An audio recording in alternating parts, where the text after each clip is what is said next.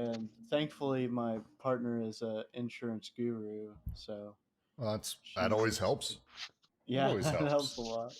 That helps a ton. All right, people are starting to show up. Look at that. Starting to get going. I've got recording started. I've got all this fun stuff going. So, which is exciting, I know, to all of you. You care so much. But I'm glad everyone's able to join. It's been last night, our prep session for this went, I don't know, Cold Circle and I basically spent, I don't know, an hour and a half, hour just going over part of difference and repetition on good and common sense. So we went a little off the rails, as you may guess, but hoping not to do that too much today, but should be exciting. Yeah, I think, how's everyone doing? Is everyone good? Because I think I'm going to go ahead and just kick us off if you are. All right, exciting enough times.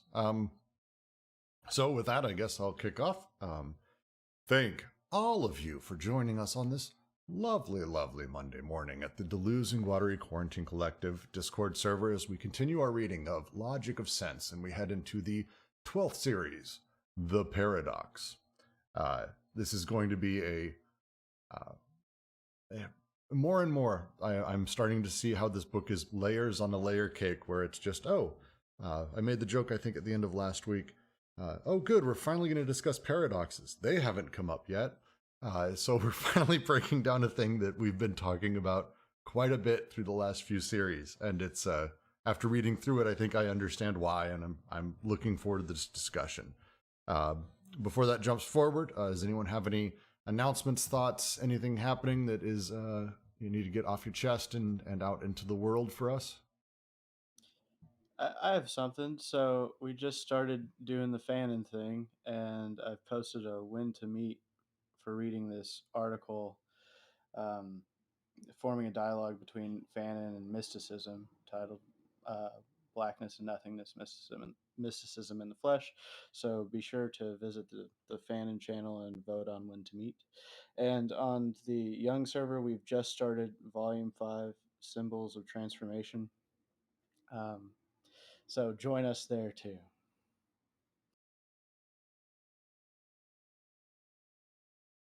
Congratulations on both of those.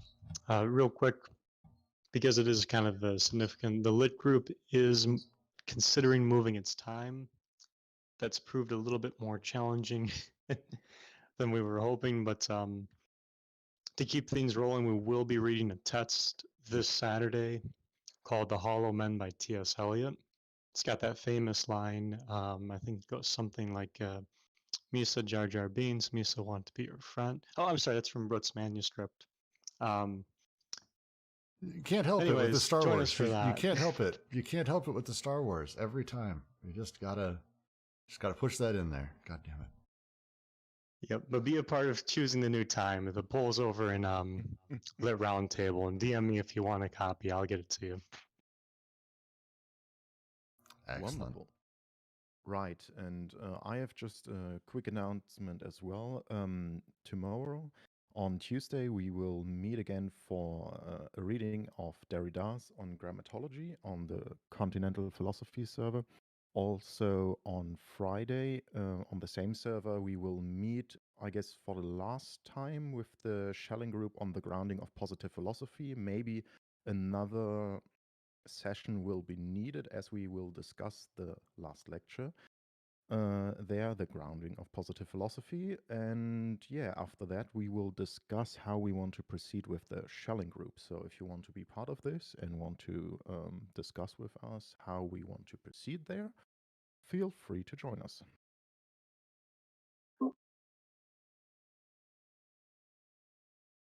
All right. What time is the Ts Eliot group?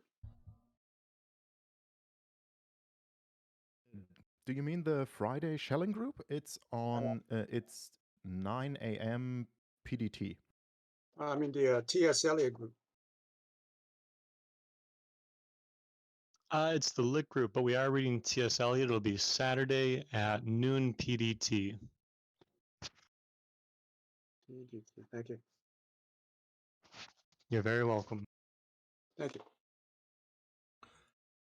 So I'm going to start this off with a little differently. Usually we just dive straight into the series, but because in this series there's two terms that are used here, I want to make sure that we get a little bit of a clear understanding of what is being referred to by them, and that is the good sense and common sense.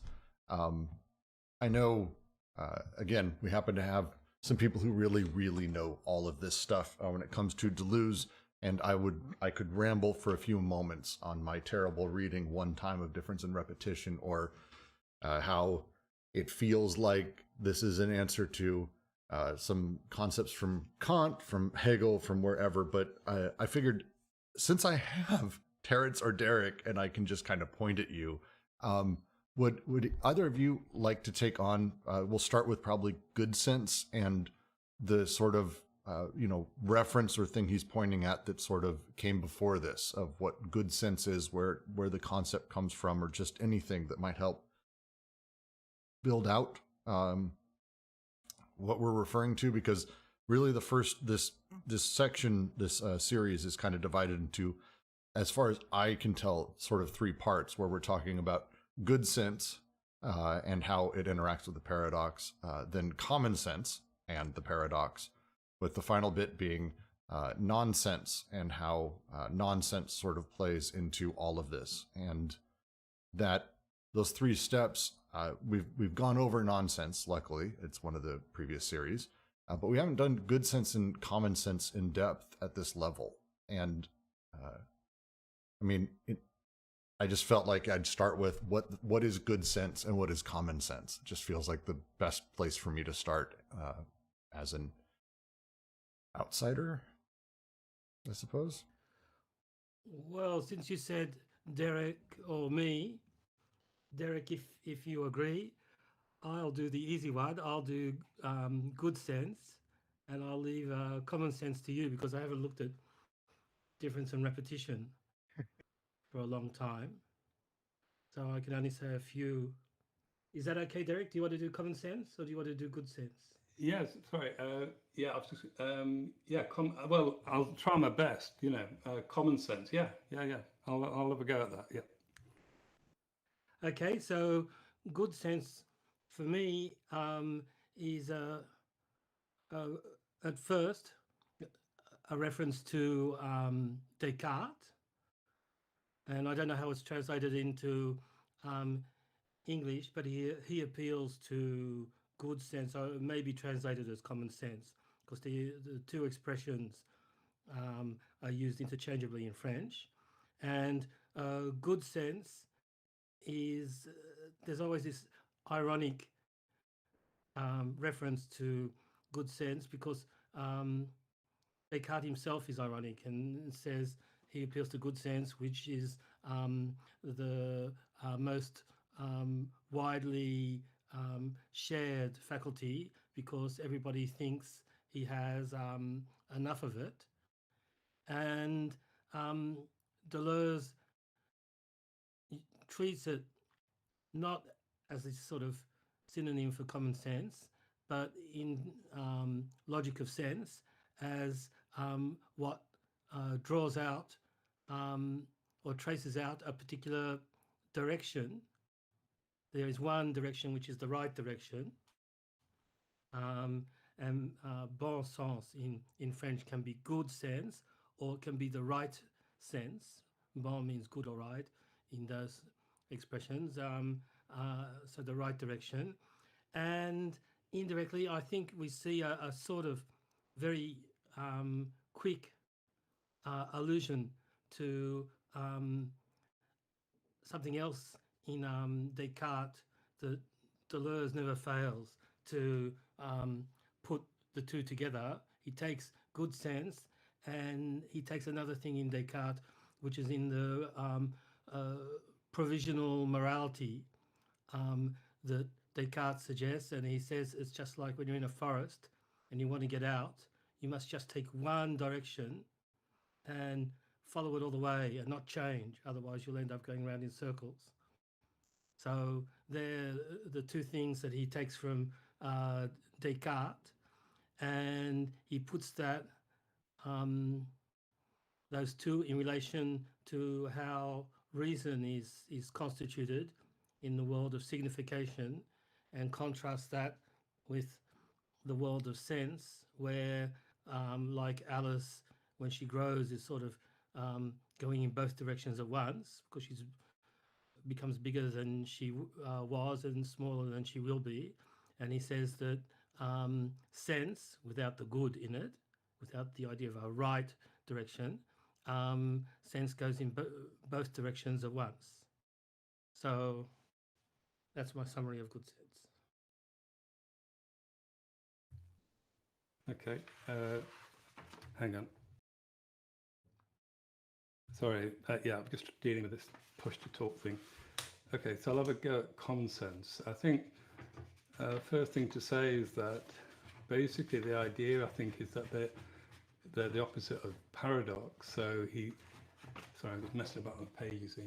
Really quick, Derek, just so you know, you should be able to turn on voice activated. You just let me know. Right, okay.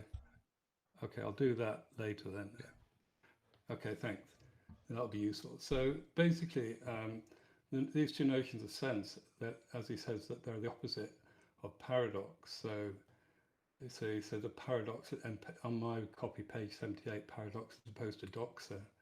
Now, doxa is a word that has the notion of kind of opinion, view, and it also has a kind of relation to gossip as well, actually. But so he said that both good sense and common sense are the opposite of paradox. Now, coming to the common sense, so this is on my page 80. It says, so as Terence was saying, that the notion of good sense is one of direction, so it kind of goes in a single direction. And I think the word, if I'm not mistaken, I think the word sense has some notion of direction within it as well in the French, but don't quote me on that one. So in the common sense, it says it's no longer said of a direction, but of an organ. It's called comic as an organ, a function, a faculty of identification. So basically, the way I read this, it's something that we have. It's an organ that we have, and it is relating this to a faculty, an organ which is in us, and a faculty of identification.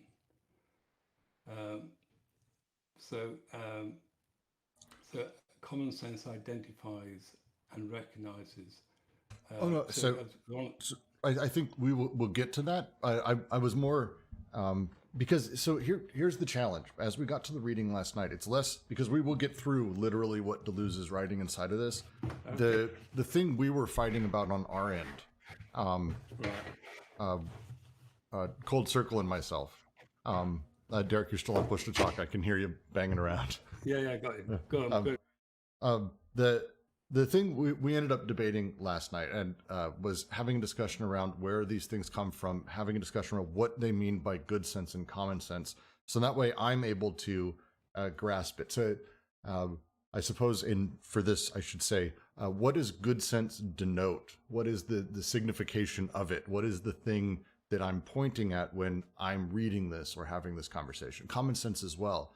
The thing that is interesting through this is he breaks down how these things work. And it's really kind of incredible the way he does this with his critique. But for me, it's like being able to say, so, because I used the colloquialisms when I was discussing last night. And as I've talked about this before, I used the colloquialism and tell just the quick story of like, if you grew up with family in the South, the lines are always, you can hear almost your grandma in your head saying, well, that boy just doesn't have the good sense to head to school and blah, blah, blah. Like the way good sense is sort of used colloquially and how it's used here, trying to basically have that conversation so I can understand what he's referring to. Because I think that's the idea, is the idea of good sense versus common sense, whereas common sense is the sort of appeal to the normative. Don't you have the common sense to know never throw the first punch, throw the last? These, aphorisms and crap like that. Is that, am I far off? Because when we get into this, like, and Derek, I appreciate the breaking down, and we will get back to you. I'm going to annoy you because I'm going to we're going to get back to common sense, but I just wanted to start there because this is not an easy concept to break down, for me at least. I think, I mean, personally, I would start from paradox, because he's saying that basically it's the opposite of paradox. So, and on the first page, he talks about what paradox is in terms of things like, he says somewhere it's the impossible, and it's not contradiction, it's the origin of contradiction. So I think he naturally goes in. So, and he also gives out two ideas of paradox. So he says there's paradox of signification and the paradox of sense. So there's two different ideas of paradox being set out. And he then obviously, I think what he's trying to do, rather than sort of say what common and good sense are, he's trying to say what paradox is, in a sense, by contrasting them with sense, with these other ideas of sense. Because obviously we'd be dealing with this notion of sense as something given off. And here there's two other ideas of sense that are being looked at, and these are probably more our kind of everyday understandings of sense. That's the way I would approach it. Well, that's probably fair. Sorry, go ahead, Triad. Yeah, I just wanted to say that he is here now talking not only about the paradoxes and sense, but how these paradoxes enable us to look at the genesis of sense, as far as I understood it. And he is now relating in a very indirect way to a whole tradition, to this notion of the common sense. It's interesting how it's called in the English translation common sense and good sense, because a few hundred years before that, there was only common sense, or in Latin, sensus communis, the sense of the community, or the shared sense, so to speak. And in German, it's here called gesunder Menschenverstand, for common sense, the healthy human sense, so to speak, and Gemeinsinn, the general sense in this way. And this is also relating to this tradition. So in common sense, we have this whole tradition ongoing from, I guess it was Thomas Reid and the Scottish realists. So you have a more, you look at the general beliefs one has, for example, most of the time, like the world is real, we interact without any problems, sensual data are immediately given without any form of transmission, etc. Then these would be common sense things. So it is also relating, as Derek mentioned, in an opposition to paradoxes, because a paradoxa is something that is against the sense, or that what you would assume in a given moment. So I just have to look up what I really want to say. Okay, opinion. Because doxa is the term for opinion in this way. And that's something Deleuze is against in his whole philosophical career. You can see this already in his early writings, in Difference and Repetition, here in Logic of Sense, and this almost fight against the doxa, against static forms of using significations, of conceptualizations, is something that goes through all of his works, up to What is Philosophy, where this becomes a big part of the whole book, when he's talking about concepts and prospects.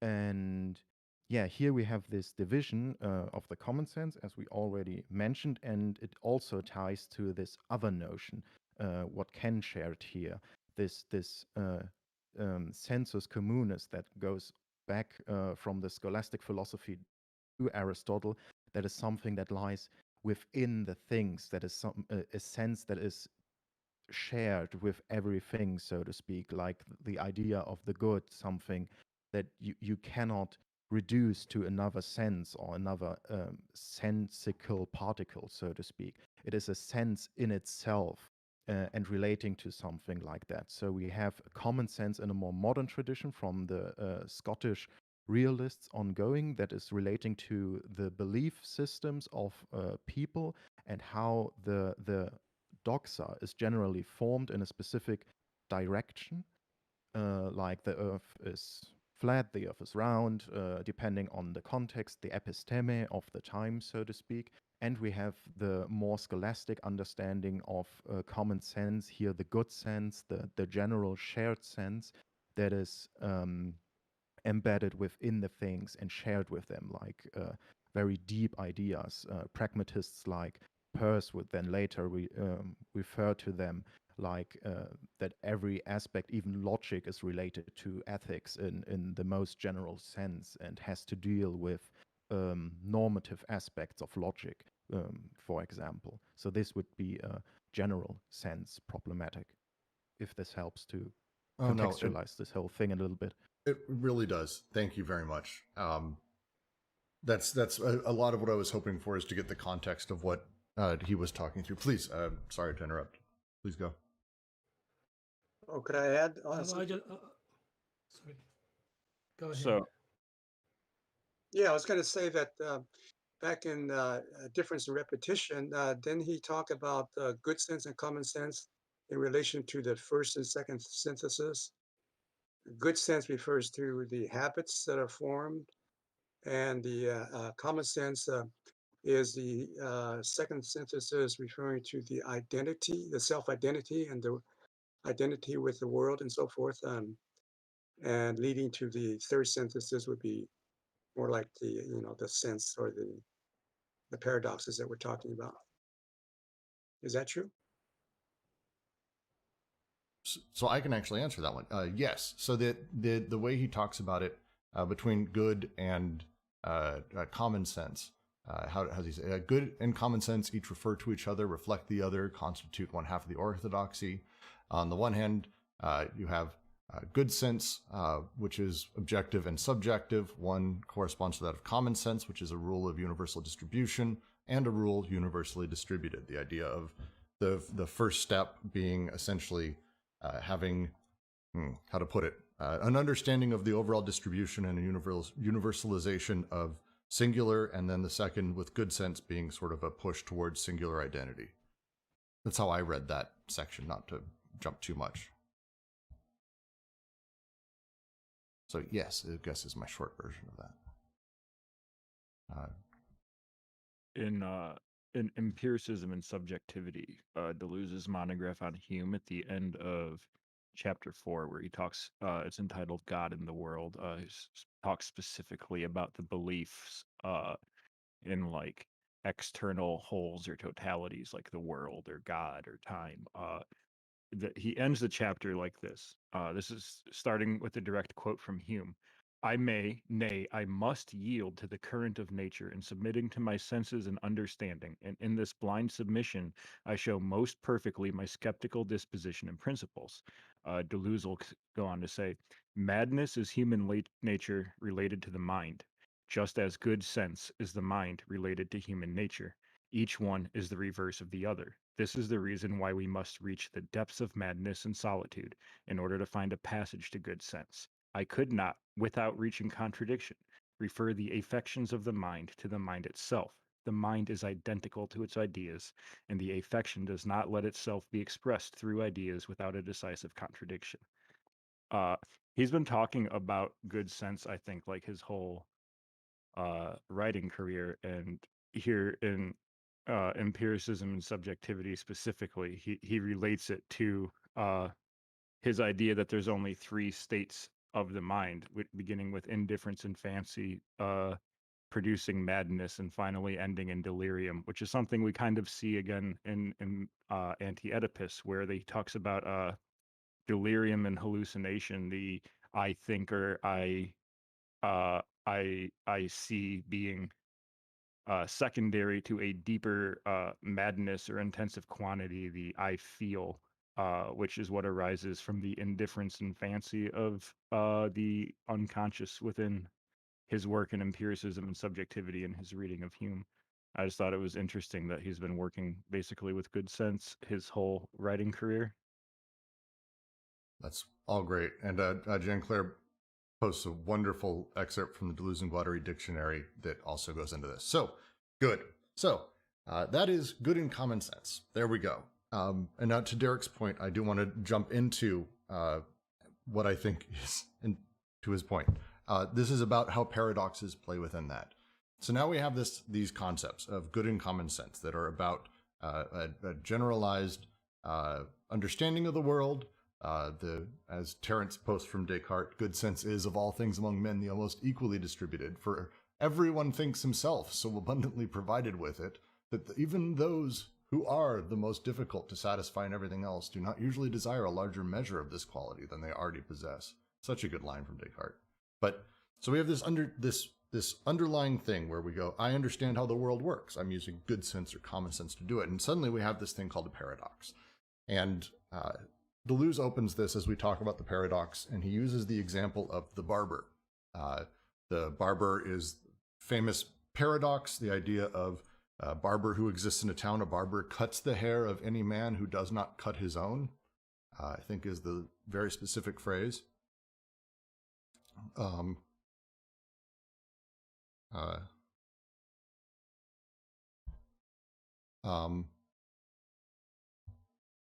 Sorry, I have weird text. Let me get rid of my phone. The barber obviously can't exist as a paradox. If he cuts the hair of everyone who doesn't cut his own, who cuts the barber's hair? That's the paradox. He opens this chapter with that, talking about, well, we're still able to have this thought. It's actually this contradiction. In fact, how paradoxes operate is they are actually not something that exists sort of on the outside, but however they inhere within language, as he says. The whole problem is to know whether language will be able to function without bringing about the insistence of such entities, this idea of thoughts that are thinking the unthinkable, the improbable, the false image, all of this. The idea of how a paradox sort of operates in this space and how it plays. The way he phrases it is essentially that the force of paradoxes is not that they're contradictory, but they allow us to be present at the genesis of the contradictory. The moment of the paradox is, as he uses the term passions here, passion of thought, which I like, but it's this moment of sort of, I don't know, I've had the experience myself, a new idea, a new thing that pops into your head that feels like it doesn't really make sense, but slowly, mostly it's actually how this book comes to me, to be frank, where I go, oh, that doesn't, oh, wait. And it's slowly things sort of coalesce in my brain, but it's that the genesis of those thoughts is where paradox sits as a operation, which I really like as an idea. That's my sort of early take on these first paragraph, maybe two, as we start moving into the way contradiction works. But if anyone wants to have a go at that, the way sort of paradox informs and sort of plays inside of good sense, I'd be very open to it. Yeah, I think for me, I think the notion of paradox, I think all along it's as he said, it's what's spoken. It's what so this is the middle of the first paragraph. What can only be thought can only be spoken. So there is this sense it's being expressed, the sense is expressed in speech, in language. This is, I think, the line of development throughout this, what we've been reading. So it's not an actual thing. You can't point to, you can't say, oh look, there's a paradox over there. The paradox is created in speech and language. I think that's for me, the key to this.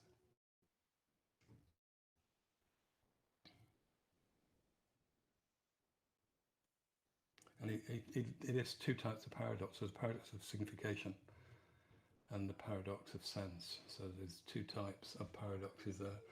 And he kind of talks about the paradox, both of them really, through this kind of notion of this sort of set theory, which he keeps bringing up, which I don't know about anyone else, but I don't have a handle on this. So the notion of the abnormal set and the rebel element, which he talks about, the paradox of signification, and the paradox of sense are more familiar, I would say, because it's to do with subdivision ad infinitum, always past, future, never present. So that's the eon, the past, future, never present. And in a sense, this is why I think these paradoxes, these senses, common and good sense, they kind of, especially the first one, which I think was good sense, yeah, kind of has a difference to that. So the paradox of sense has this never-endingness. It goes forward and backwards. It's never in the present. It's always in the future or in the past. Whereas good sense, which is the opposite, one of the two ideas of sense that are opposite to the paradox, has a kind of one direction, and it takes its lead from the present.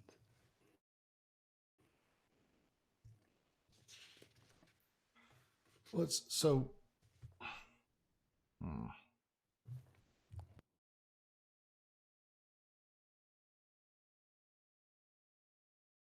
So, good sense is the nature of foresight that it pushes forward and towards. Good sense is heading in a direction, going from a sort of undifferentiated mass, maybe towards a very specific thing. How to put it? From the most differentiated stuff to the least.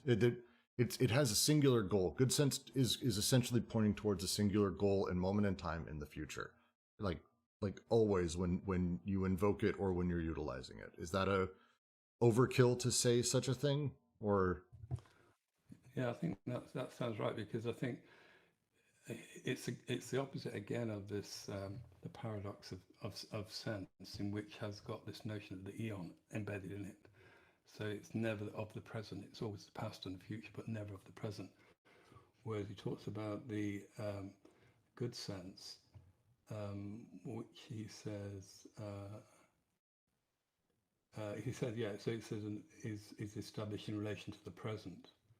So it goes from the past to the future, but it's in relation to the present.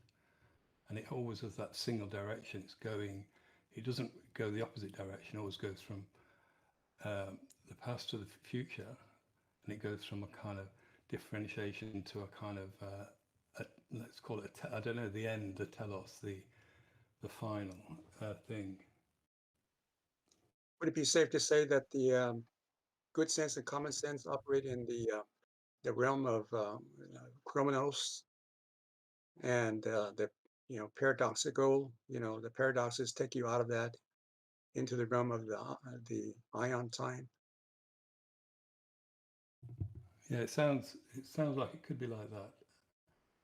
Although personally, I'd be a bit wary, unless it does. Yeah, actually, yeah. When you say that, especially the first, I don't know about the second one though, because that doesn't seem to have a relationship to time, from what I can remember of reading it. But this one definitely does, because it's got this notion of things. He talks about notion of stretching and things like this. So, and it goes from past to present. So it's got a definite temporal element within it, and I think it is more the idea of chronos, which is founded on the present. So yeah, I would agree with that.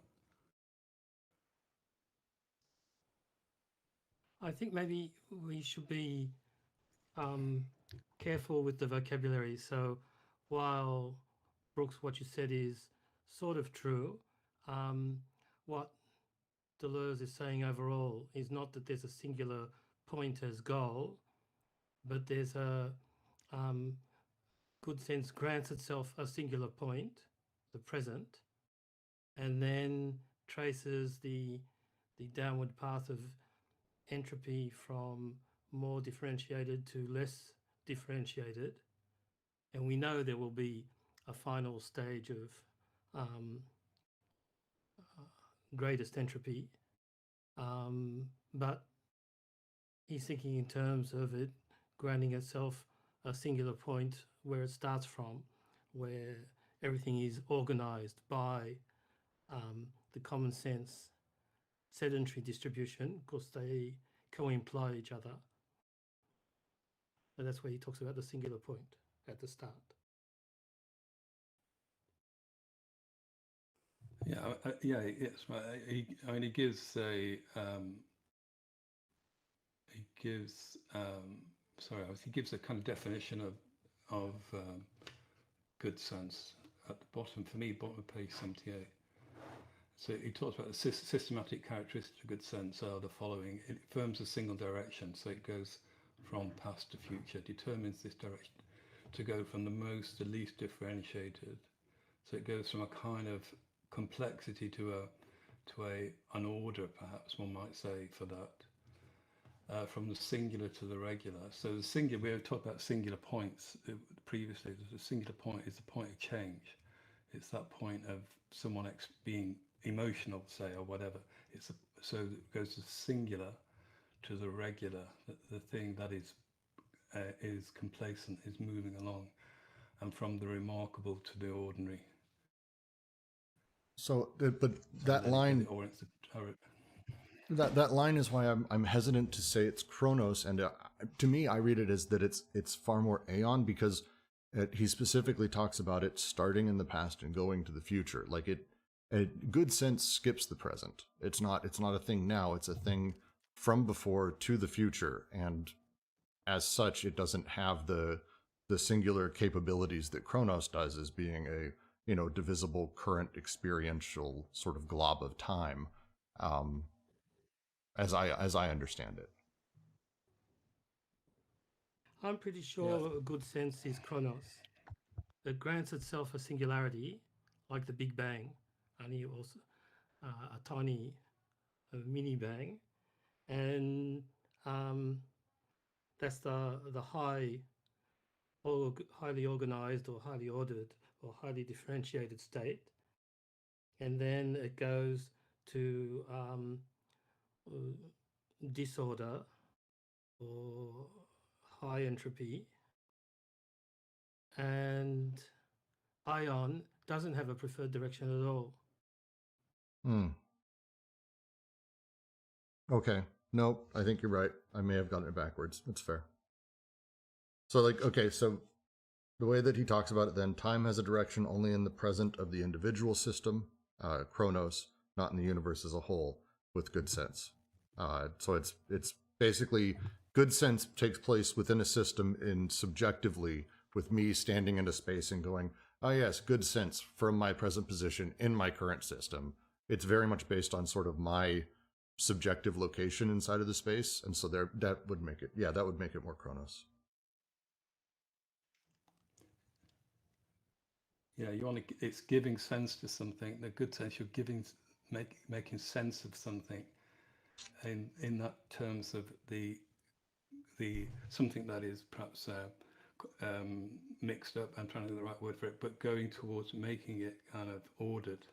I mean, he talks previously about the establishment of enclosures and steam train, the livestock, properties and classes. It's like an organizational principle, I would say. It's principle of organization. He said it's agricultural and separable from the agrarian problem, establishment of closures and the dealings of the middle classes, the parts of which are supposed to balance and regulate one another. Oh, no, you're right. So this good sense, we apply good sense to the order of when we order the world, and it's like this middle class ordering, this mercantile ordering, this balancing the books, etc.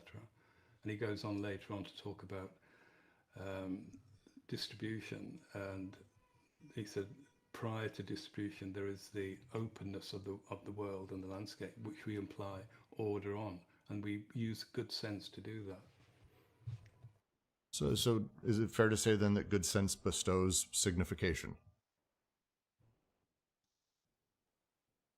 It's a precondition or a condition of signification. Fair. The order is the distribution. The sedentary distribution is order in the sense of common sense. And he's talking about thermodynamics. That's the idea of entropy, when you go from highly differentiated to less differentiated. And we've got a problem with the word order because it can seem counterintuitive to some uses of the word order, but the differentiated state is counted as order, although some people could see it as chaotic in their use of the terms. But in terms of thermodynamics, the differentiated state, the common sense gives us, is counted as order.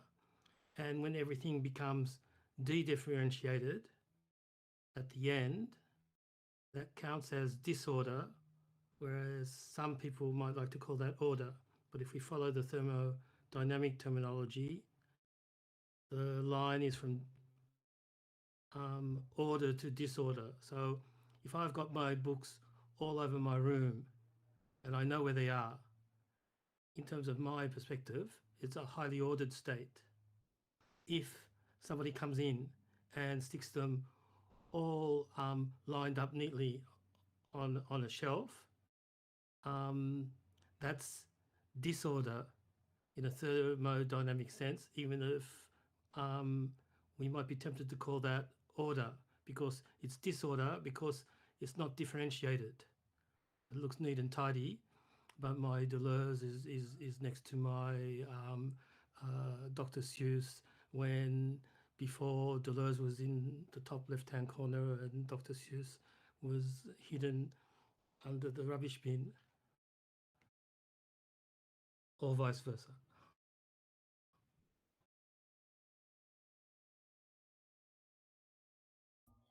Oh, the places we'll go.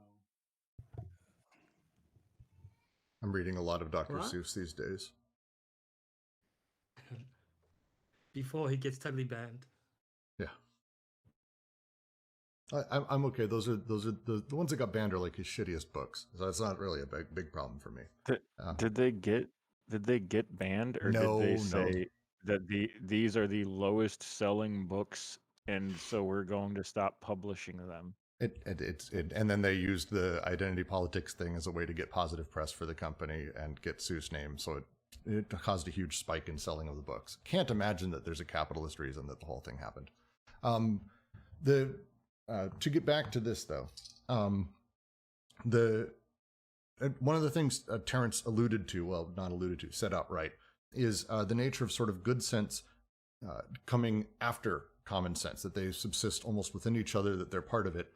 So I think it might be time for us to now move, as Jean Claire said, time maybe to give some context to common sense and dive into that. So sorry, can we just continue with good sense a little bit, because I think it's Please. quite important, the rest, because I think he talks later. Well, so he says good sense plays. You asked about the notion of signification, or someone asked about the role in signification, and he says good sense plays a role in the determination of signification. So I kind of think it has a role of kind of defining the signification, perhaps, but it doesn't. It plays no role in the donation of sense. The donation of sense is what the nonsense gives. If we remember, I think it was last week we talked about donation of sense. I think it was nonsense. Someone remind me if I'm wrong here. So it has no role in this. So and I think this is part of the kind of structure of the paradox, I would guess. It's kind of because I think if I remember correctly, was it nonsense that donates sense? But I could be wrong.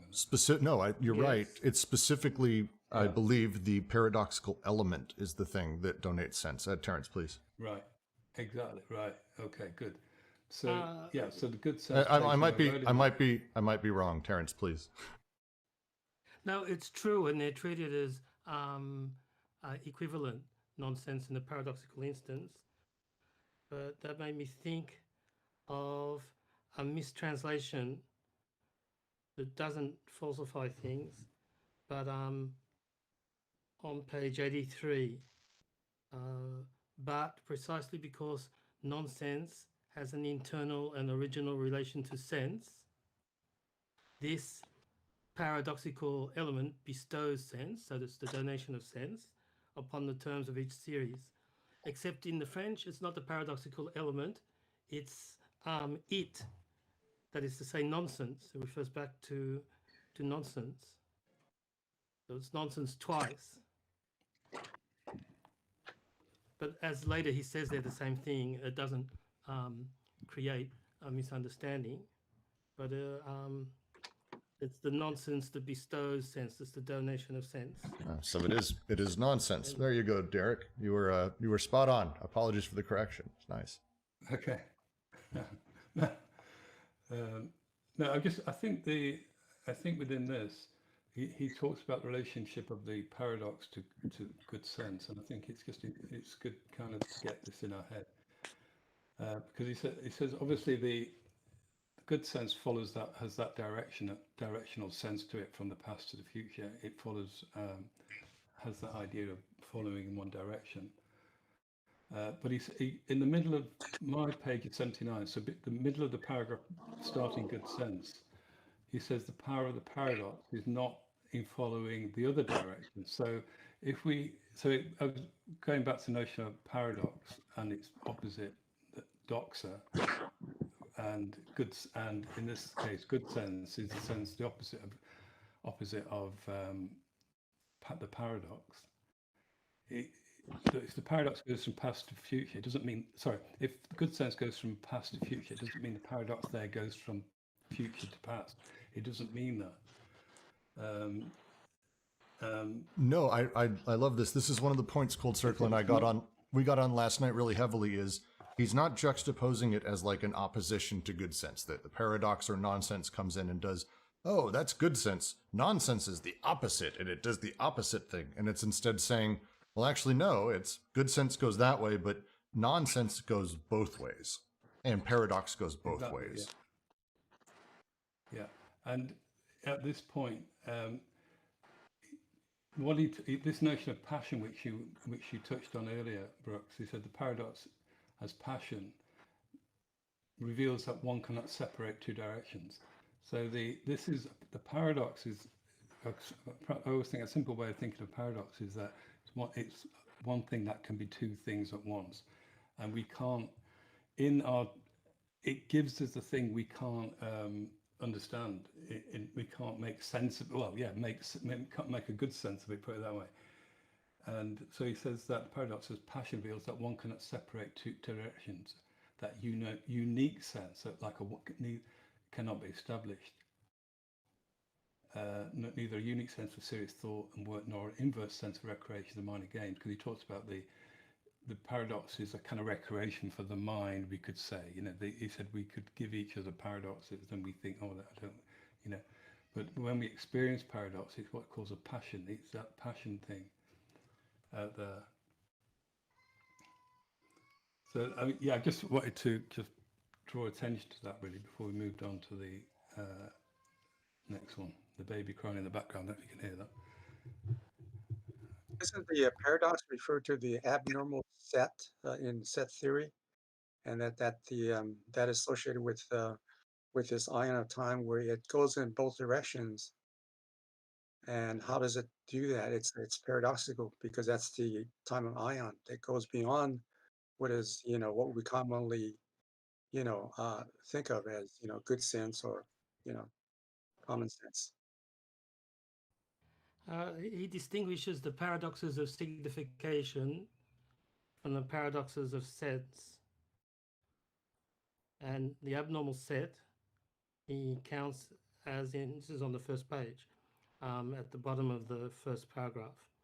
He counts the paradox, the abnormal set belongs to the paradoxes of signification. And the infinite subdivision into past and future belongs to the paradoxes of sense.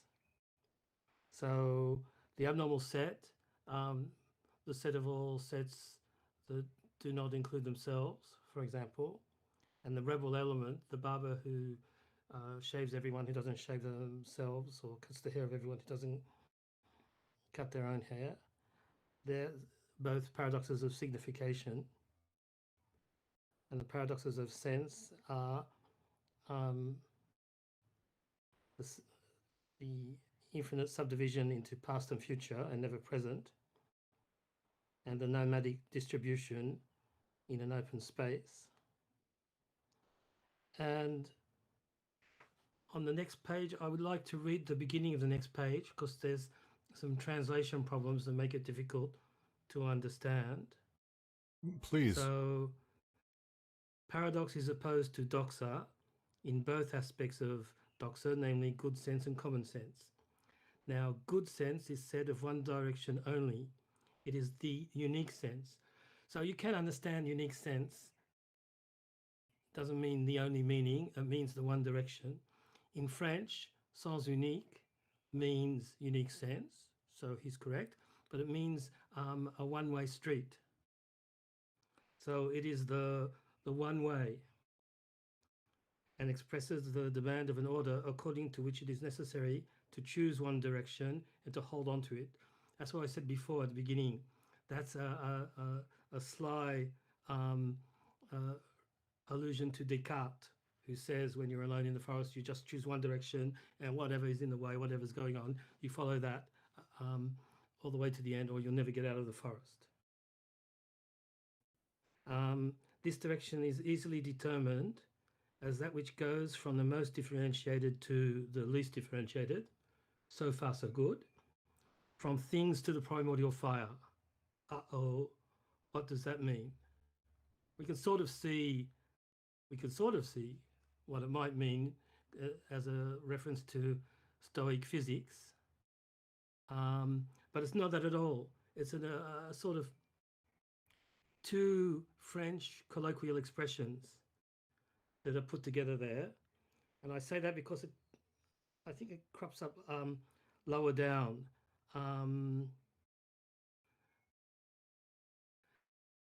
La part des choses, from things, it's not that at all. It's from the hierarchization of things into the most important and the least important, the most urgent, the least urgent, the most essential, and the least essential.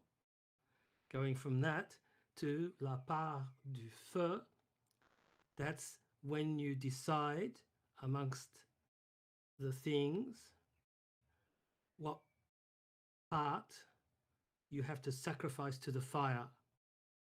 That means you have to give up to be able to hold on to the things that are important. So they're related, but one is just making the balance sheet of what is important, and then it moves to sacrificing the least important things. And it comes up again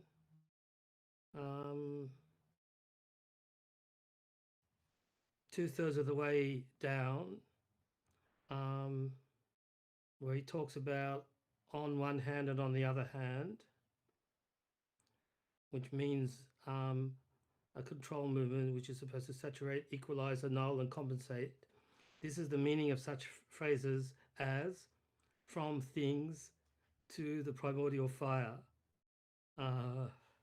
which is once again from the hierarchy of importance of things to the things that you're willing to give up, that you're ready to sacrifice if need be.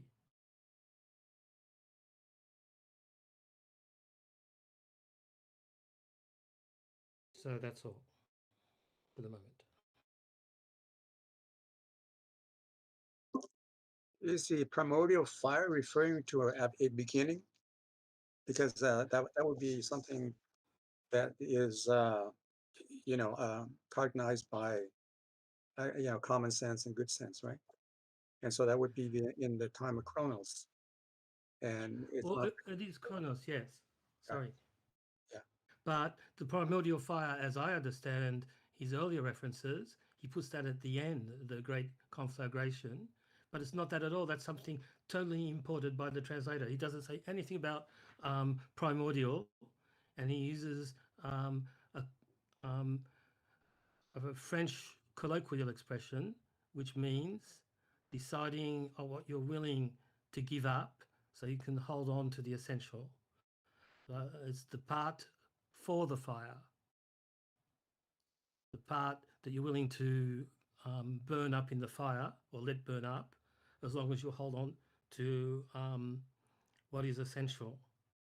So I don't know what the image is at the beginning. You can imagine it as there's a fire in the house and you grab whatever.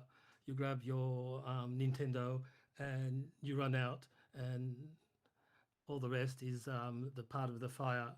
It's less important. You grab your passport, you grab your bank account, identifiers or passwords, and you run out. And your So Nintendo it's whatever you're Switch. willing. And your Nintendo Switch. Like I know you're talking about me, Terrence. It's okay. I'm just saying. Your Nintendo Switch. No, too. you're bigger than that now, aren't you? Oh yes, but you have a child No. and you play. You have an Oh no, I am incredibly immature. It's astonishing the levels of immaturity I have. Okay, so anyhow, that's it. It's Blanchot as well. Maurice Blanchot wrote a book called La Part du Feu, which I wouldn't try to summarize a book by Blanchot, but anyhow, it's just a common expression. The La Part des choses, the first thing, putting things in a hierarchy of importance, that's a really common expression. And being ready to sacrifice what's not important is a slightly more highbrow expression, but it's still a colloquial expression.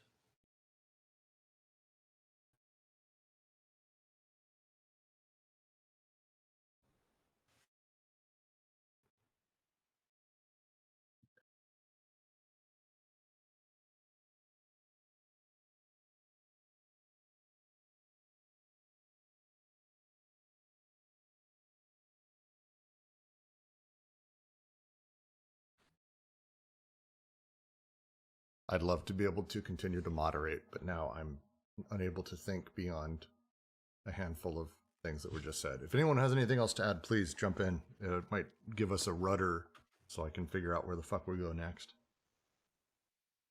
So I Yeah, kind of just thinking about, yeah. I kind of associate Sorry. this idea of common sense, good sense, with what is the repetition of the same, as opposed to the repetition of the difference. Difference is what he's talking about as nonsense or the paradox of this continuity of in both directions of time and so forth, and that would be ion. There's two realms of time, chronos and ion, and so the abnormal sense I would associate with what is this idea of repetition of difference, and that's the paradox there that he's, and so there's these two realms, that are within us, and that we're kind of trying to actualize one, and then also be in the other, which is the virtual realm of ion. Is that close to what we're trying to get at? I'm not, I'm just trying to clarify for myself. Yes, we all have to draw up our sort of lists or series of synonyms and say what is equivalent to what. So repetition of difference is on the ion side, and repetition of the same is on the chronos side. I agree with you.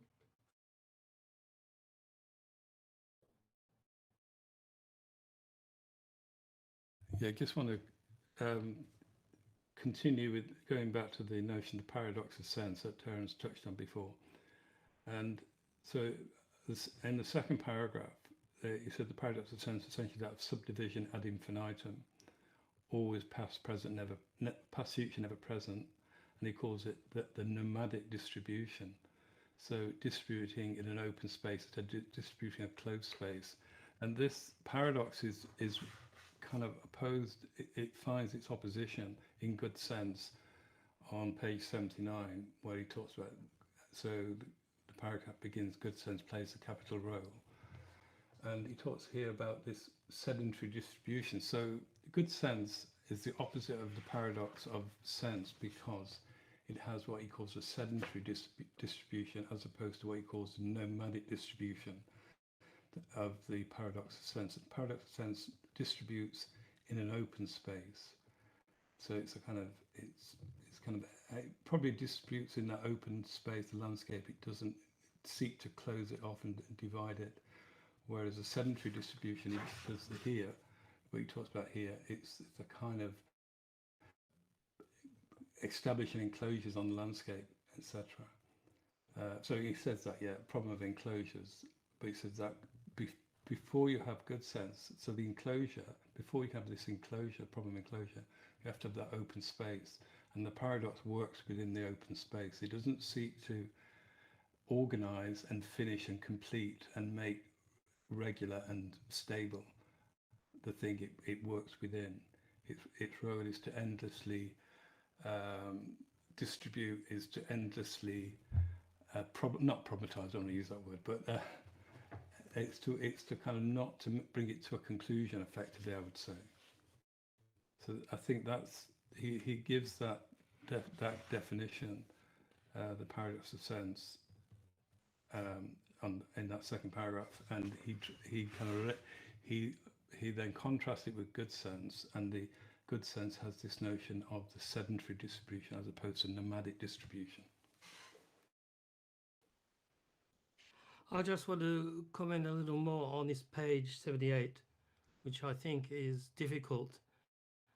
And some of it is the language, and some of it is historical knowledge, and some of it is chain of associations.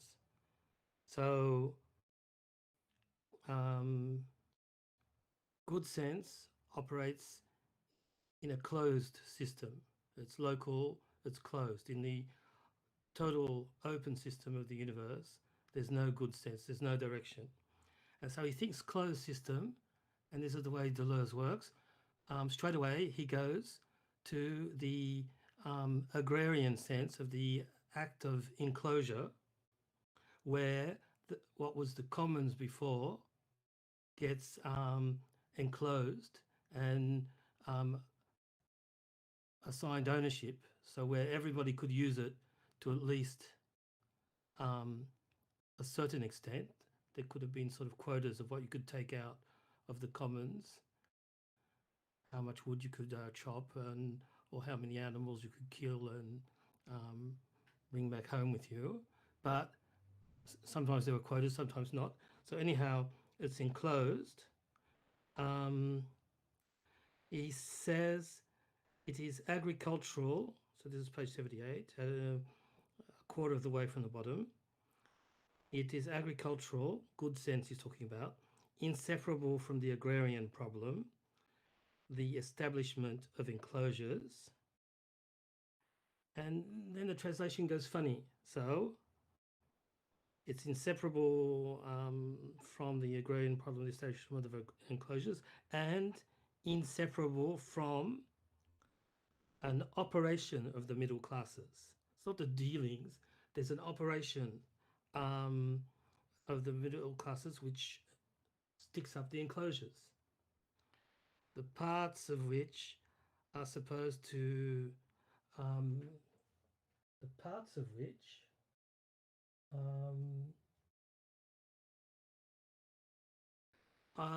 the parts there mean the shares, the shares in the common ground, the parts of which are supposed to balance and to regulate one another.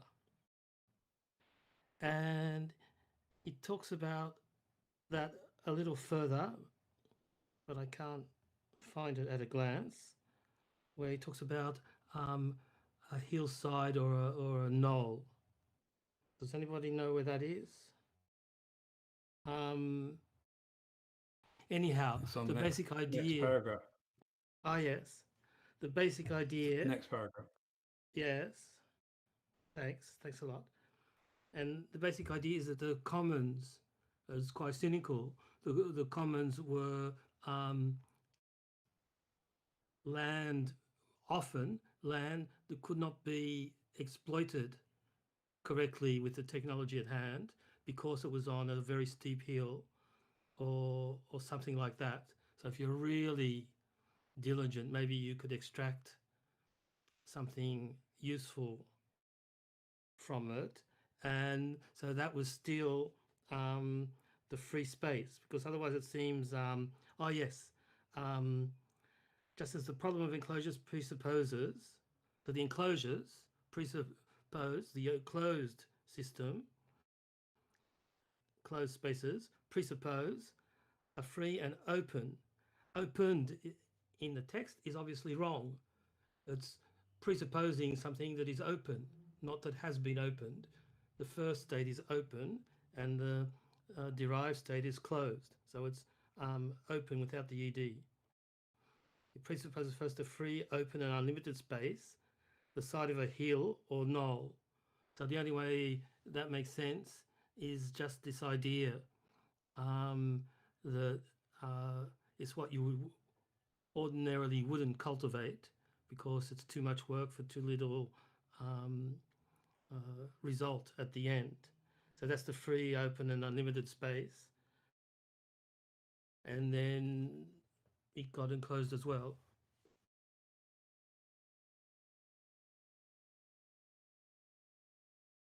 So is essentially what he's saying here that a good sense, because it determines here signification, but it isn't a sense donator because it always comes after we've already got the open field that you might build in. You don't start with the building and then find a field to put it in, I guess would be a good way to sort of say otherwise, that it presupposes that there are these open spaces, that there is this possibility space, and good sense hardens a little corner of it, but it can't come first.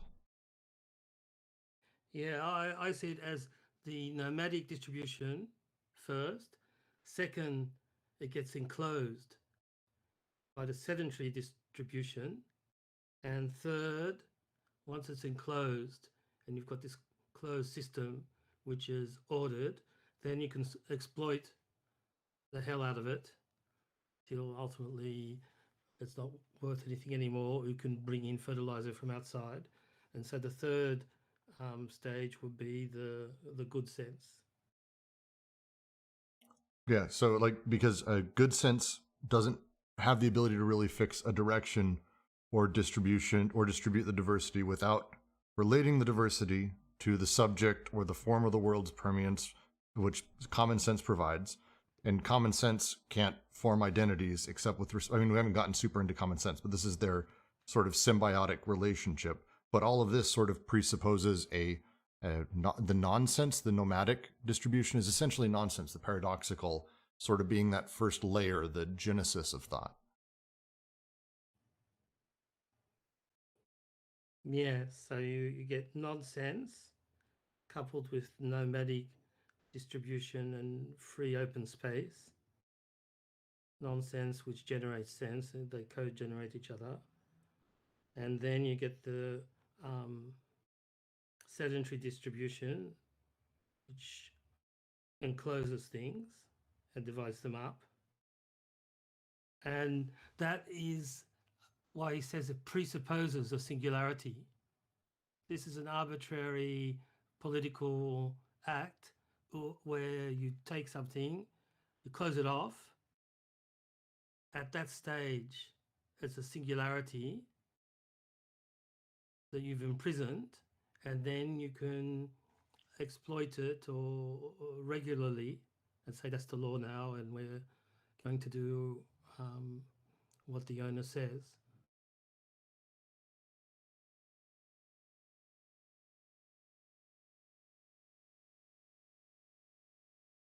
Or in the case, because it's the enclosures resonates with the closed system, it's the same thing. We create a closed system and then entropy goes to work and energy dissipates, and we go to the highest state of entropy where nothing can be done anymore, no work can be effectuated because there's no difference in potential. At that time, it's the law of nature that applies. So you're describing this kind of a construction of a structure of chronos, on top of the ion time, but we by constructing this structure of chronos, we can ignore, the time of ion, and that's because that's by keeping ourselves within this within our ideas of common sense and good sense, right?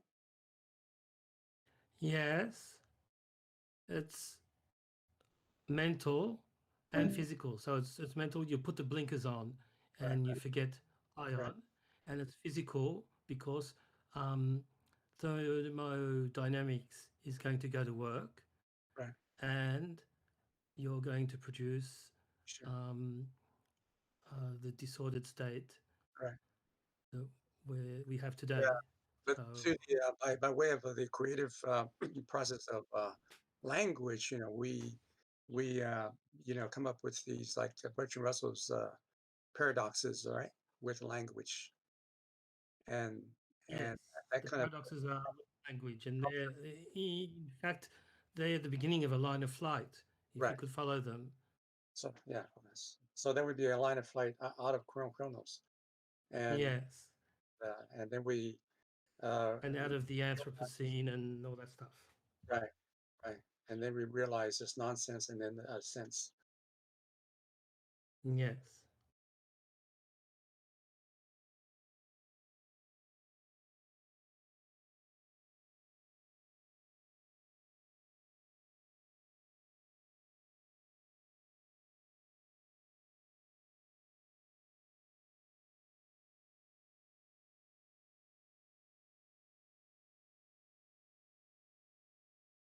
So one of the things that he says in here that I'd love sort of to expand upon is a phrase that we got stuck on a little bit last night, which is the idea that good sense is then related to God because of, and I'm so curious about translation here, the supreme principle of all identities, that God is what like what is like, I'll just say what. I guess I can just leave my question open like that. But like that, the phrasing we got stuck on because it's we'll say troublesome to sort of break down. God being the final outcome of directions and the supreme principle of identities. Help. That's the thing he begins difference and repetition with, and he does it here earlier on. The alliance is between the self, that is to say the ego, the world, and God. He is using God not like in Anti-Oedipus where it's the master of the disjunctive syllogism. He is using God as the principle of order for the world. And so the principle of unification, all is justified in God's plan. God is the ultimate identity. So, but it's not the God of Spinoza, though, right? no, here it's not the God of Spinoza. He's using it in the opposite sense. It's the ontotheological God.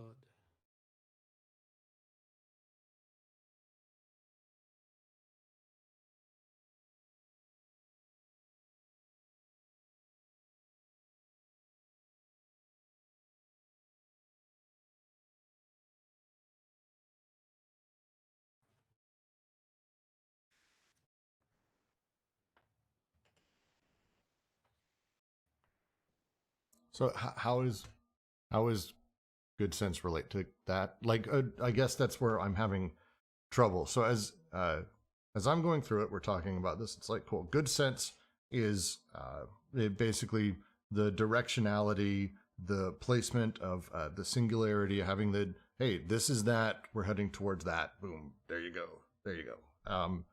Common sense is kind of the formation of those identities, and I don't want to say, I'll probably end up saying the wrong terms here, but the universalizing, the laying of what things mean, the closing of the box, I suppose, around here's what these things are, what they mean in the common tongue, the common parlance, the common sense.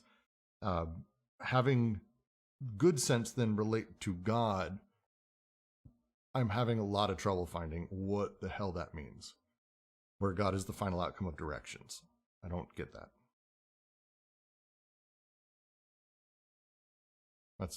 But maybe it's just me. Maybe it's just me.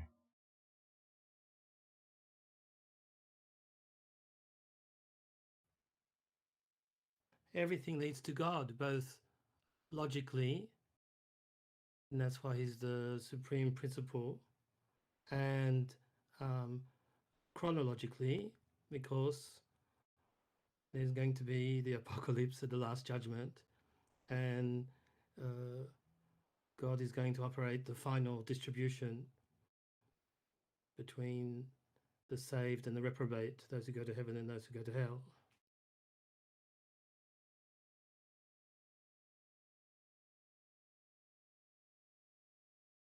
So he's the outcome both logically and chronologically. He's the one who finishes and starts everything. He's the one who determines what everything is. He named all the animals, named Adam and Eve, named everything. He's the identifier, the arbiter, the judge. All right. He's the one who wound the universe up. If you're just doing a weak deist interpretation like Newton, he wound everything up, set everything in motion. He selected out the best of all possible worlds, and it's all going towards the final goal that he has foreseen, that he implements, and that he reaps at the end. So from here, he moves on and he starts talking about back in Wonderland, having the conversation around Alice, who's always going in two directions at once, Wonderland that's always subdivided in double directions and everything's always broken, that Alice loses who she is, forgets who she is, forgets stuff she thought she knew, was unable to recite the simplest things that anyone can know. He starts giving a lot of these examples of sort of the loss of common sense, the movement away from having, the purest of identities, the movement away from knowing, which direction you're traveling, the breaking of the good sense and common sense, the becoming mad, ultimately that reverses common sense, as he talks about with the Hatter and the Hare, and the unforeseeable changes, to go back to the conversation he was having around the ideal game, the randomness, those moments, and the way that kicks up is a thing that sort of kicks back good sense. And he says in here, in this place is where the gift of meaning occurs, this region that precedes good sense and common sense. For here, with the passion of the paradox, language attains its highest power.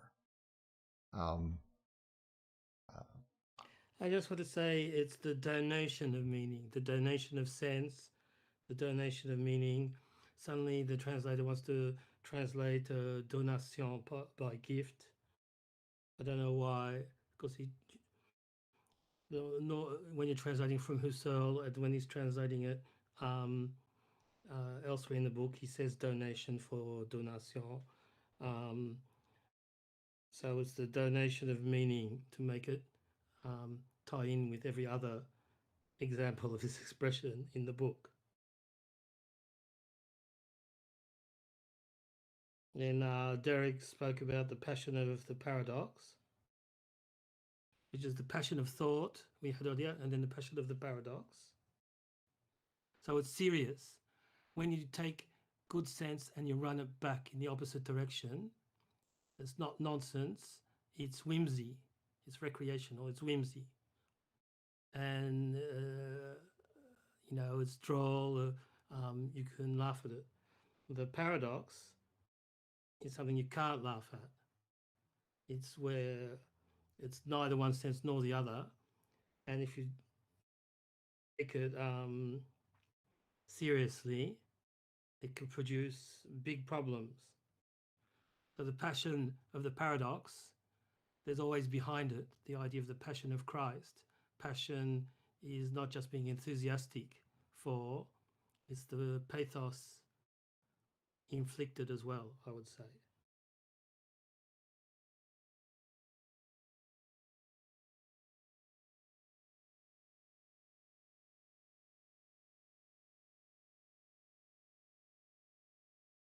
I like all of that. As he moves on and he has the conversation around Humpty Dumpty, I'm just going to start going through because it's the last two paragraphs here. I just have questions around and hoping someone can expand on them, hopefully. Humpty Dumpty here he calls a royal simplicity, the master of words, giver of sense. He destroys the exercise of common sense as he distributes differences in such a manner no fixed quality and no measured time are brought to bear upon an identifiable or recognizable object. This is the becoming mad reversing common sense. He's continuing that same thing. He says Humpty Dumpty lacks common sense as much as he lacks differentiated organs. He's uniquely made of shifting and disconcerting singularities. Humpty Dumpty will not recognize Alice, for each of Alice's singularities seems to him assimilated in the ordinary arrangement of an organ, eye, nose, mouth, and to belong to the commonplace of an all too regular face, arranged just like everyone else's. Which it's a great scene in the book.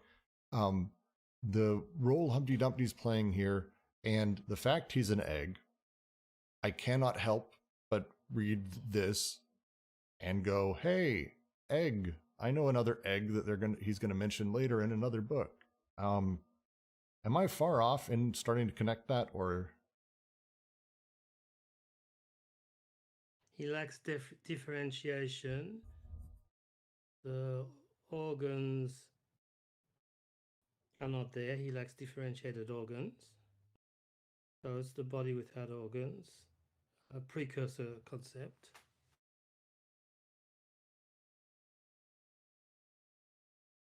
It just feels, yeah, okay, good. I'm glad I'm not way off. So it just felt eggy, and there's not a lot of times you have eggs. And just anytime an egg's mentioned, I can't help it.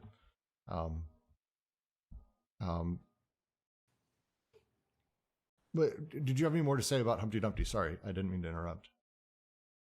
No, that's all. I was egging you on. Oof. It's whimsy. It's not nonsense, so it's not good. There we go.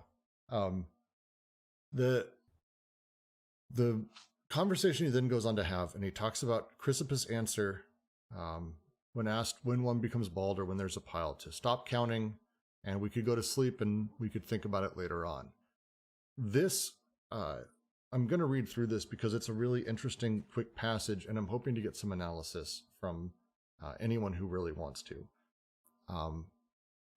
Carneades does not seem to understand this response very well, and he objects that at Chrysippus' reawakening, everything begins anew and the same question will be raised.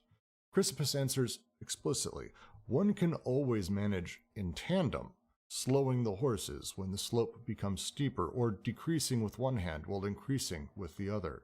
For if it is a question of knowing why at this moment rather than at another, or why water changes its state of quality at 0 degrees centigrade, the question is poorly stated insofar as 0 degrees is considered an ordinary point on the thermometer, but if it is considered on the contrary a singular point, it is inseparable from the event occurring at that point, always being 0 in relation to its realization on the line of ordinary points always forthcoming and already past.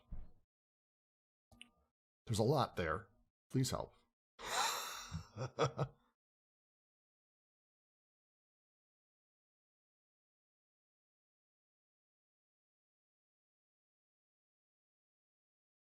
When we were reading this last night, the thought that came to mind was an old line, and I know this isn't saying the same thing, but it felt like, tonally, directionally, intuitively similar. It's a concept I believe I heard from Hegel, and a line that says you don't know that changes happen until it's past. There's no way to know change is happening while you're in it, kind of thing. This idea of having this moment we're looking for, why this moment rather than another, the challenge of talking about that moment or that thing or that element, that singular point, is we can't talk about that singular point without talking about the event that is happening at that point, which is always, in relation to ordinary points, which is always either about to happen or already past. Am I far off in my analysis of this story? Because it's a really interesting tale. I want to make sure I grasp this. I suspect. Well, I think. Sorry. Go ahead. I think we gotta go. If we're gonna go ahead, we've also got to go behind, right? anyways, I think he's working on something through Stoicism here, because I think this goes back to Cicero's, I think it's Defado or Of Fate, if you're more English in your language. But I think what he's working out there, I mean, part of what he's getting at too is he's bringing in consciousness into this, right? So we're starting to deal with more of like the not only the phenomenological aspect, but things like intentionality. So part of what I'm getting out of this point in the passage you're looking at, things like when does sleep happen, right? One, it's not going to be points in the normal sense, right? Because it seems the event is a pure line, right? So it's points in a different sense than with common sense, right? It's not that kind of distribution, especially in terms of the ramification. But I also wanted to say to that point that it's also, so your point about the Hegel connection, right? You don't know changes happen until it happens, right? It still sounds like we might be thinking about the present there, right? It's still kind of a question of chronos. And that, that's not a bad thing, right? There's value in asking the question.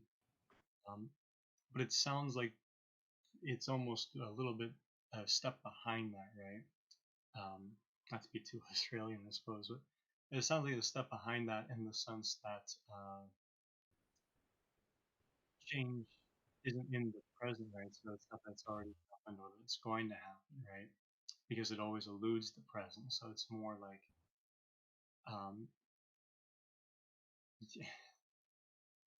change doesn't rely on you knowing it's happening in a weird sense, but it's not happening in the present, right? It's happening in both directions at once.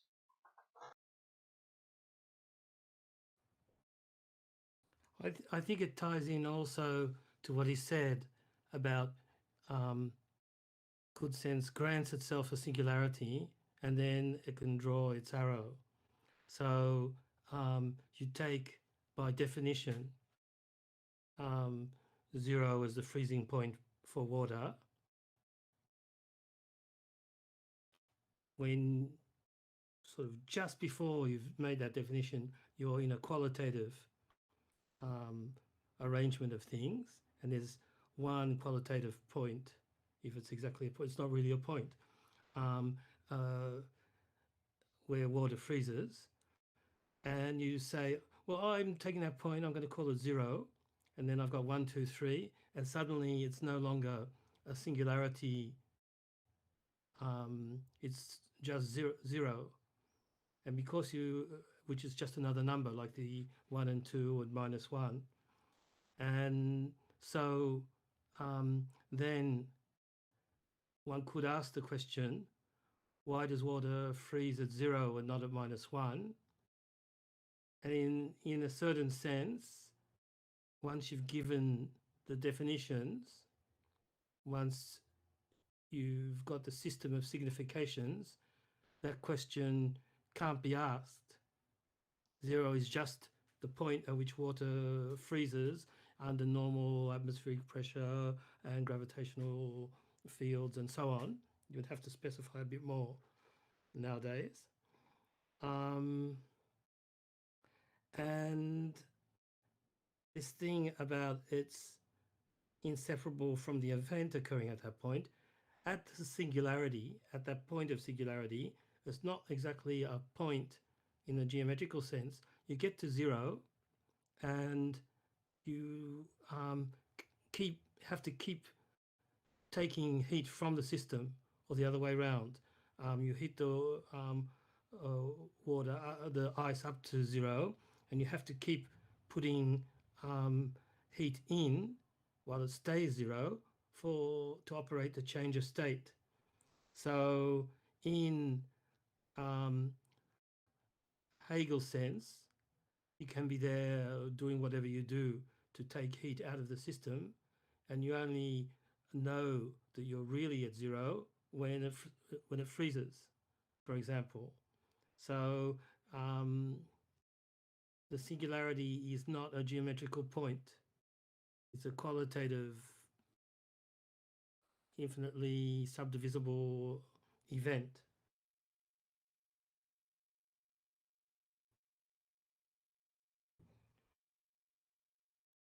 I think the essence of this, I'm just rereading it, is this notion earlier on when Humpty Dumpty says it's always possible to prevent that we grow in tandem, and in tandem is italicized. I think that's what's being emphasized. So the answer that when the question about when one becomes bald and when there's a pile, the first answer Carneades does not understand.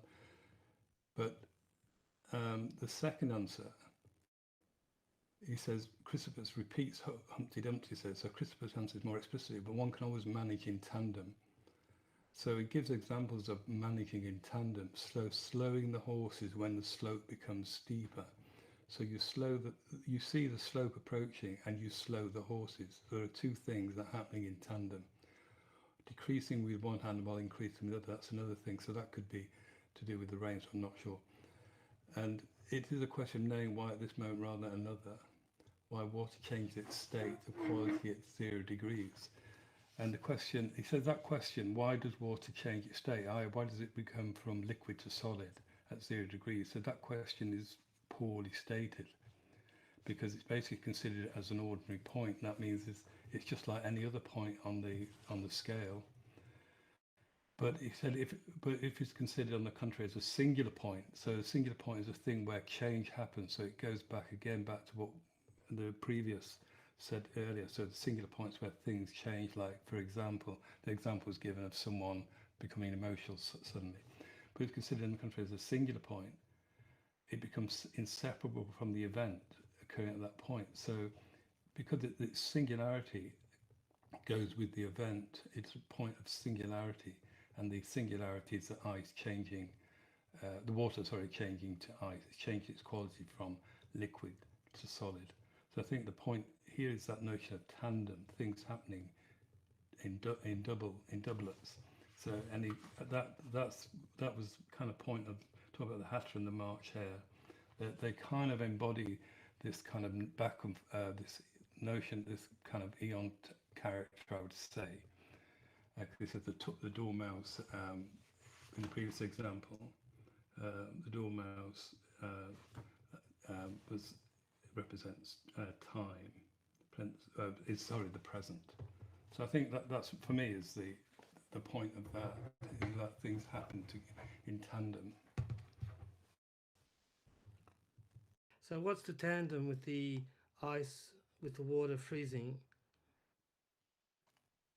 It's the point on the scale, so it's a 0. Yes, but where's the tandem aspect?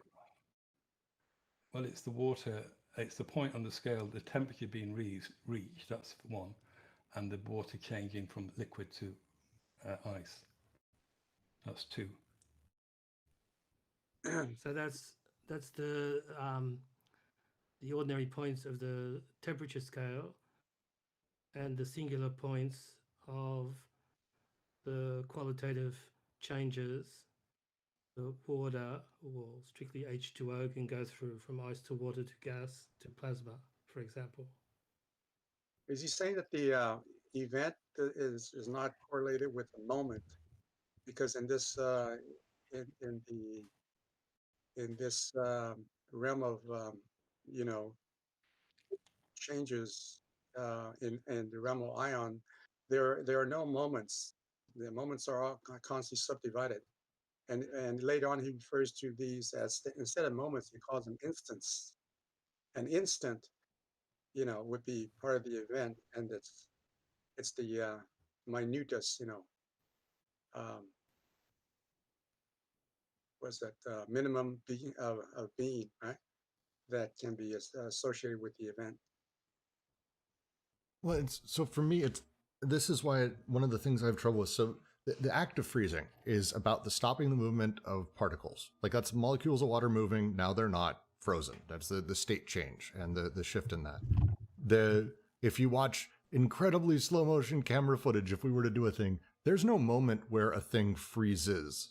It's either not frozen or frozen. There's either movement or not. There's no moment of stopping movement. So, like, maybe that's why I'm having trouble with this. There's no moment of water. Water doesn't change its state of quality at 0 degrees centigrade. I mean, I get the idea we're talking about there, but the reality is there is no single moment of the state change. It's the same thing now we're talking about Alice. There is no, as a photo, I don't have a photo of Alice growing bigger. She's always whatever size she is in the photo. I'm only able to consider her growing bigger by simultaneously thinking about the size she was and size she will be and placing that on a line in time and looking forward. So I guess that's the idea of what this is in a singular point. I guess I'm having trouble understanding why water at 0 centigrade, it's an ordinary point. I get that because that's just a measurement. Why 0 degrees? Why not -6? Why not +42 or whatever? But a singular point inseparable from the event occurring at that point, always being 0 in relation, I'm confused by, I guess. I think the notion, the difference between ordinary and singular. So ordinary is the thing that continues. It just continues on. So it's got that state of good sense. It just continues on in a line. The singular point is what there's a point of something, of change occurring. So if we say water can change its state quality at 0 degrees, he said it's badly stated because in that question we're not recognise a singularity of 0 degrees. So he said, so the second sentence, if it is considered on the contrary as a singular point, it's inseparable from. So a singular point have a relationship to events. So that's the thing again, which with the early analysis, I can't remember which series it was, but the singular point is a point of change. So, and again, I'll go back to the only one I can remember, but the point where someone starts crying, someone gets very emotional, that's a singular point in a story. So he said, if the 0 degrees, instead of being just considering another point on the scale, it's considered on the contrary as a singular point. It's inseparable from the event. A singular point implies an event taking place. So occurring at that point. But I guess to say specifically with the 0 degrees thing, that is, so to me, the reason I bring this up and talk about, like, if we were to say, let's take literally infinite number of photos. I can take a photo at any moment from the moment water is water to when it's ice, and we have all of it.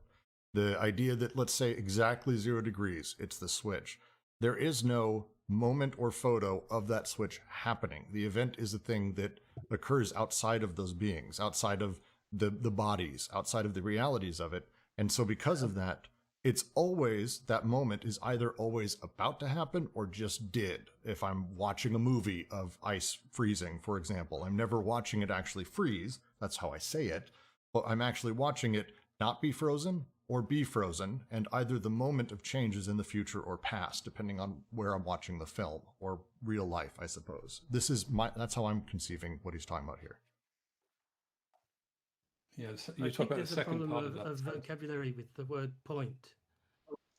He makes the difference. He says singular point and ordinary point. And as Derek said, that's the tandem there. But the word point for the event poses a problem. But when it's a singular point, I think somebody else, J.K. Wonder, I think, said he made the contrast between the instant, which is the phase change, and the moment, which is the normal point on a temperature scale. So the phase change point, he hasn't introduced the word instant yet, but he will later. But the singular point is, a singularity is where the rate of change changes. That's the mathematical idea.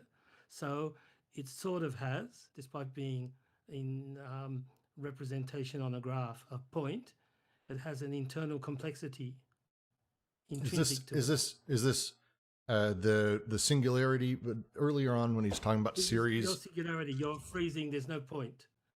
It's not a point. I mean, like I said, when you it's the transition moment, the singularity. Zero for a long time from a point of view before it becomes ice.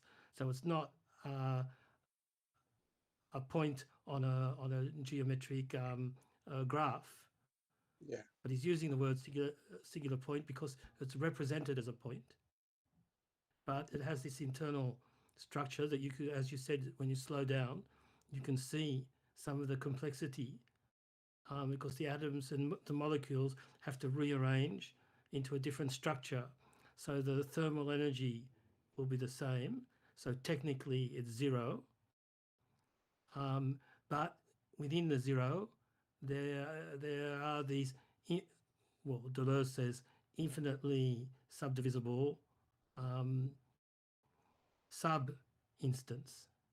Right. So he's gesturing at that difference by saying ordinary point, which is a point on a graph, the name 0 degrees, and singular point, the qualitative instant of change. Right. It's Which either has its own, sorry? It's either already frozen or about to freeze, right? It's never a point of. Yes, however far you go down. So it's an instant, but it is sort of still infinitely subdivisible into past, future. Right. So that creates maybe for Brooks, I'm not sure, it creates a contradictory picture because you're picturing a point and you're picturing a sort of the lowest you can get is a sort of quantum of time, which is not a point, but it's got this. It's not really a quantum. I'm just saying that to give it an analogy, but it's a point that has internal intrinsic structure as the molecules rearrange themselves either to form I think it's a crystal for ice, or to be in a different state while the temperature remains the same. So it's officially zero all that time the changes are taking place. They're not temperature changes, they're organizational, they're changes in the distribution. That's the paradox. Yeah. Yes, for us it's a paradox of signification, I would say there. Right. Based on a paradox of sense behind, but that's the question. When you say, well, why does water freeze at zero? I think that's a paradox of signification. Is an example of the abnormal set, right? That's yes, it's in that class of paradoxes. Right. Yeah, I think the idea of zero. So coming back to Brooks's point about the second half, I think so you're saying the zero should be considered as a singular point in opposition to the ordinary point, and in that way, it's always zero. He said it's always being zero in relation to its realization, the line of ordinary points. So if it's zero on the line of ordinary points, the ordinary point is the kind of line of, I said, good sense. It going in one direction. It's kind of going from the past to the future. That's the line of, the ordinary points have a kind of predictability about them, whereas the singular point is a point of change, and it has that element of the kind of, if we're using these terms like eon, always forthcoming, always in the future, and already past. It's been in the past. I think there's that kind of relationship in there. Well, so on this, because this is a fascinating discussion, I have to ask another question then.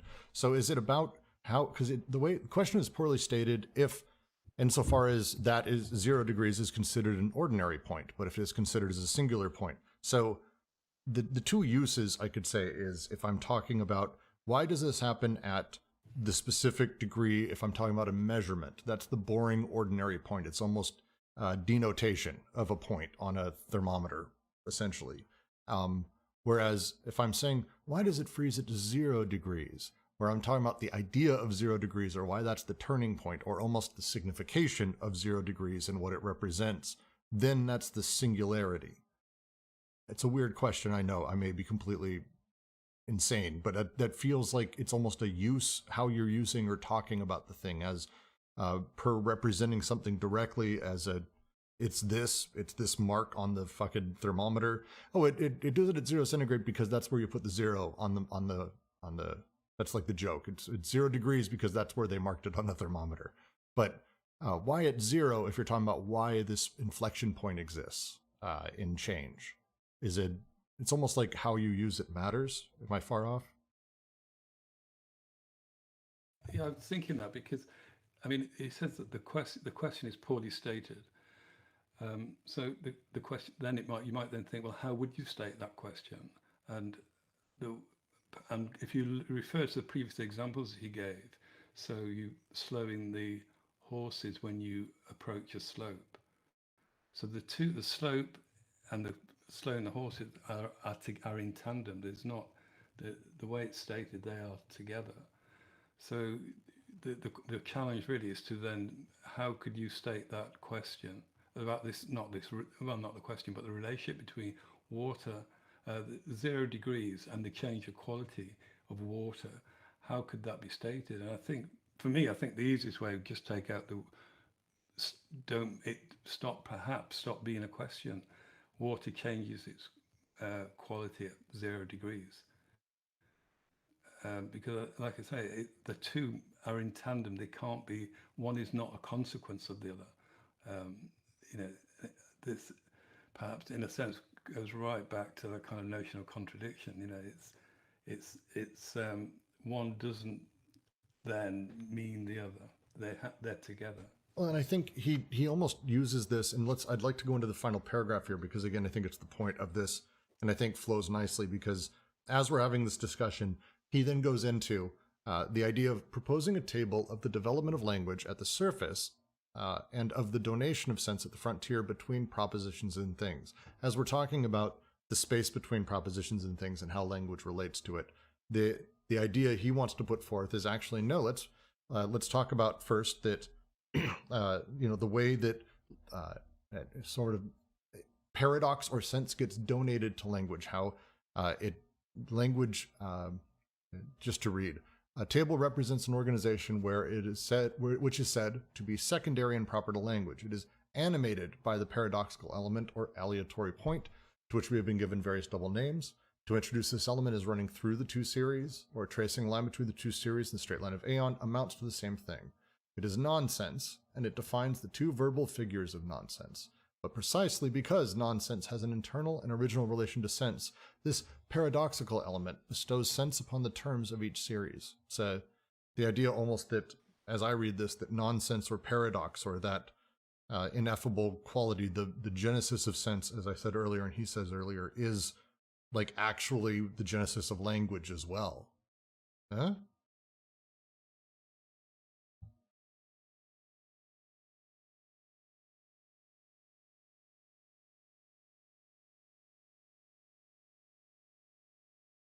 I mean, I know that was it that bad, everyone?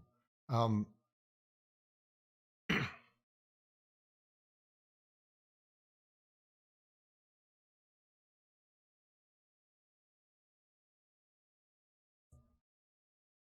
he's saying that the language is able to produce, in our minds, the doxa, common sense, good sense. At the same time, it can also produce these paradoxes that, lead us, into,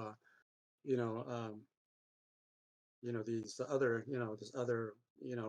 to nonsense and sense that lead us to a more realistic understanding.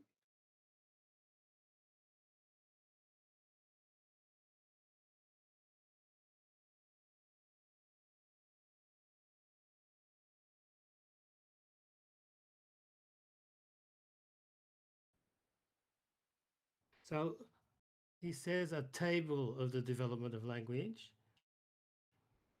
That looks strange. And in French, it's tableau, which can be a picture, a painting, or a table. And I think picture is maybe the best because it's just one approach to the development of language at the surface and of the donation of sense at the frontier between propositions and things. So he talks about that as the secondary organization, and then he talks about how that establishes the conditions of signification, which sets up the tertiary organization. So once again, I don't know if they can be fully projected into a chronological sense. I think he's going to argue developmentally, yes, but there's some logical things. So he says sense is the secondary organization, and on top of that, you have signification, which is the tertiary organization. So that poses a question of what is the primary organization? And the only thing that we have from the beginning of the book is the depths of bodies and things. We extract becoming from the depths and we bring it up to constitute a surface of events, and then we constitute signification. But he also says that sense presupposes signification. So I don't think it's an exclusive picture. There's one picture that emerges from everything he's been saying up to now.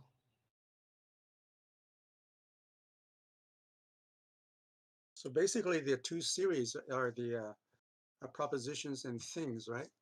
One series represents the things, and the other series is the propositions, the signifier and the signified.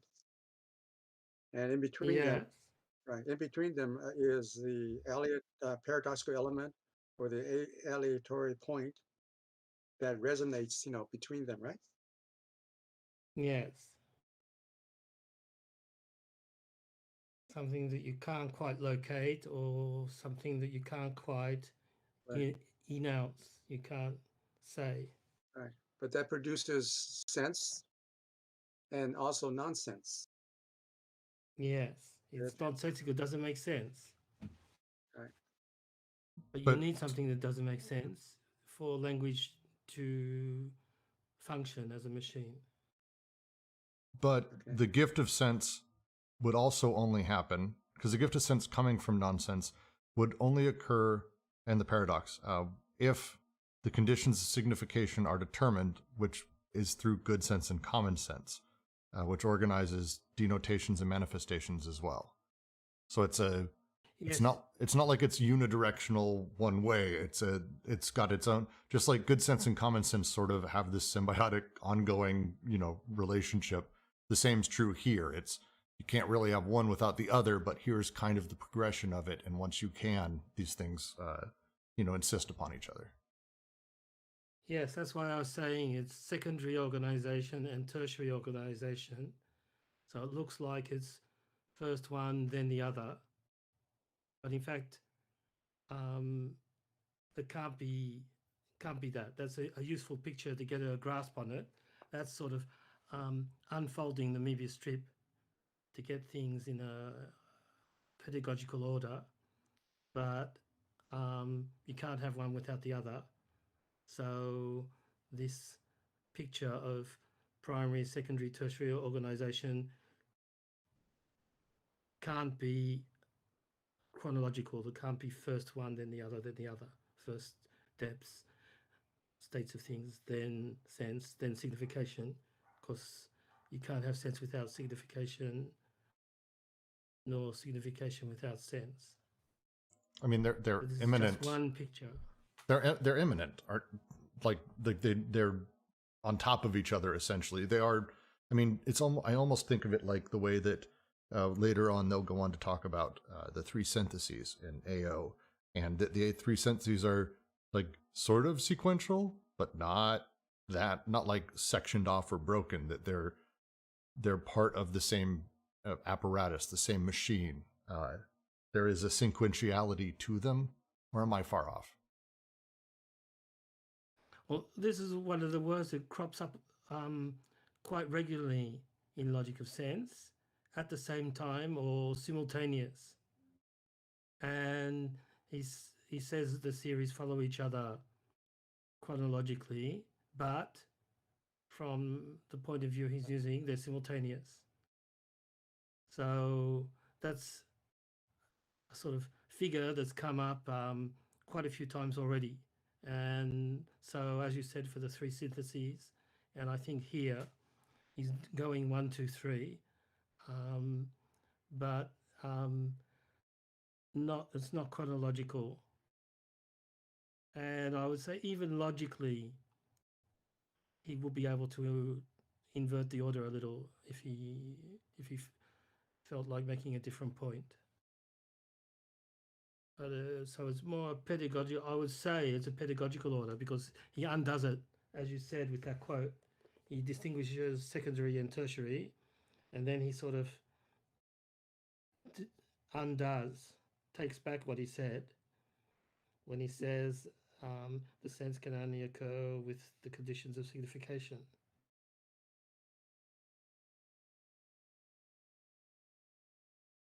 Gotcha.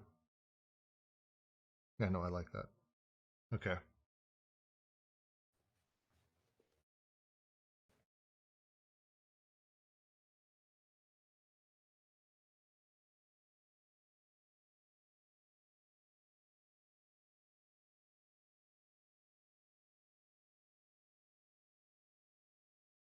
It's a really interesting phrase. Again, one of the things I really like about this is that it breaks down essentially the functionality of all of these things. And I really do enjoy this. We've just hit the 2-hour mark, ridiculously perfect timing. I'm going to say if anyone has any questions, now would be the time, or forever hold your peace, or any last comments. Consider it open. I think we actually nailed all of my major questions. I would recommend, if you didn't, go back and reread. We have the PDF linked in the reading group. 100% going back through, because the wording here and the stories he tells, especially if you haven't read Alice in Wonderland, would be worth reading a few of those, because it's a really good usage of those. But it's going to be really, really, really important that you grasp this as we move into the 13th next week. So, which I'll mention in a second. But any questions, any last comments? It's open.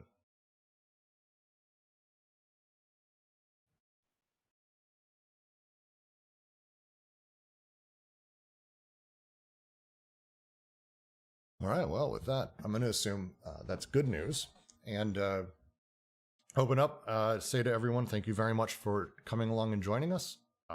Next week, we will be diving into the 13th series of the Schizophrenic and the Little Girl, which is bringing back our good buddy Artaud, which hasn't been nearly mentioned enough in this book.